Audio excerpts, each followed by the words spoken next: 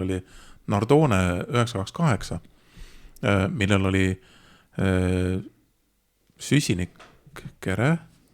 No seda tasub kuulajatel ka guugeldada, see on nagu vägevalt ümber ehitatud auto. See nägi hea välja, see oli värveljus, aga mis mulle nagu eriti ei meeldinud oli see, et need inimesed, kes sinna sisse kutsuti istuma, mida siis nendega tehti? Neile lasti muusikat seal, et oligi, et just see helisüsteemile pandi rõhku või ma ei tea mida, oleks siis mootor käima pandud või lastud seda V8 seal nurruda, mis on ju ikkagi Porsche puhul suhteliselt haruldus, et 928 Panamera, ega teistel ei olegi V8. No Cayenne on ka, aga no selles mõttes ikkagi 928 oli esimene sõiduauto, mis Porschel oli V8 mootoriga ja see Nardone versioon ka, et see mootor põhines küll Porsche originaalile, aga oli täiesti ümber tehtud.